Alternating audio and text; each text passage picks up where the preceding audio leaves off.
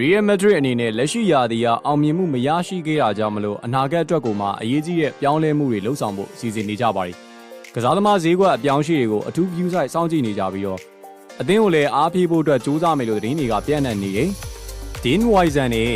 Martin Zubimendi တို့လိုမျိုးကစားသမားတွေကိုခေါ်ယူဖို့အလားအလာရှိနေပြီဖြစ်ပေမဲ့လည်းညာဘက်တိုက်စစ်မှုနေရာမှာအရေးကြီးတဲ့ပြဿနာတစ်ခုကြန့်ရှိနေပါသေးတယ်။လက်ရှိရာသီမှာတော့ရိုဒီယိုနေနဲ့ကလည်းညာတောင်ဘက်မှာကစားဖို့အာရုံသိမ့်မလာသလိုသူ့ရဲ့ကစားဟန်တွေကလည်းညာတောင်ဘက်မှာအဆင်ပြေမနေလို့ဘဲတောင်မန်ကိုနေရာချပြီးဖို့နီးပြအောင်မကြာခဏတောင်းဆိုနေရပါတယ်။အဲဒါကြောင့် Real Madrid အနေနဲ့ညာဘက်မှာကျွမ်းကျင်တဲ့တိုက်စစ်မှုတူကိုဖြည့်ဆွတ်ဖို့တော့လိုအပ်နေပါပြီ။ဒီနေရာအတွက်စာကာလည်းပြစ်မှတ်ဖြစ်လာခဲ့ပါတယ်။ပြီးခဲ့တဲ့အပတ်တုန်းက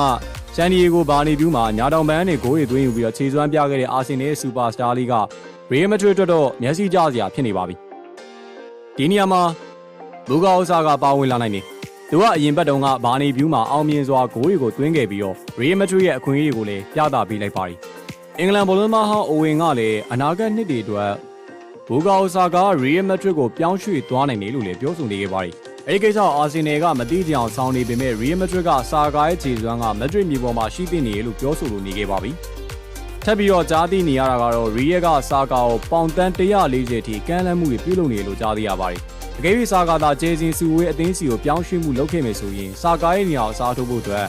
နွာနေရီကအစင်နဲ့ဖြစ်နေမယ်လို့လည်းထင်ပါတယ်။ဒီလူငယ်ကစားသမားရဲ့ကစားပုံကျွန်တော်ဒါကြည့်ရမယ်ဆိုလို့ရှိရင်အလိန်ခောက်တွေမှာလည်းတော်တော်လေးကိုမဆိုးညံ့နေပြီးတော့ဘောလုံးအမြင်လည်းကောင်းနေ။ key pass ပေးတဲ့နေရာမှာလည်းပဲထိရောက်မှုရှိရလို့ပြောရလိမ့်မယ်။ဘောလုံးကိုတေးသက်ထိန်းချုပ်ကစားနိုင်ပြီးတော့ senior Origat တို့လိုမျိုး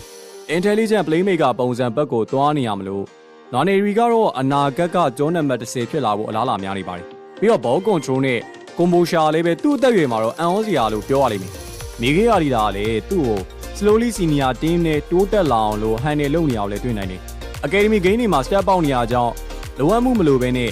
internal promotion လုပ်ဖို့အခွင့်အလမ်းတွေလည်းရှိနေပါတယ်။ဆိုတော့ Arsenal အသင်းကပေါင်တန်း140ကိုယူပြီးတော့ ကျောင်းနံပါတ်10ကိုနွာနေရီကိုပုံရမလားဆိုတာတော့စောင့်ကြည့်ရပါတော့မယ်။ကဲဘိတ်ဆုံအနေနဲ့လေနွာနေရီလိုမျိုးပလေယာတွေပေါ်မှာဘယ်လိုမျိုးသဘောထားရှိလဲ။စာကားရဲ့အပြောင်းရွှေ့တွေကတော့ဘာတွေဖြစ်လာနိုင်မလဲ။စသဖြင့်ပါဝင်ဆွေးနွေးနိုင်ပါတယ်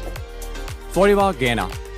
ဒီဗီဒီယိုလေးကိုကြိုက်နေတတ်တယ်ဆိုရင်တော့တင်သမျှကိုလွတ်သွားအမျိုးမရှိရလေအောင် page လေးကိုလည်း like and subscribe လေးလုပ်ပေးခဲ့ကြပါဦးခင်ဗျာ။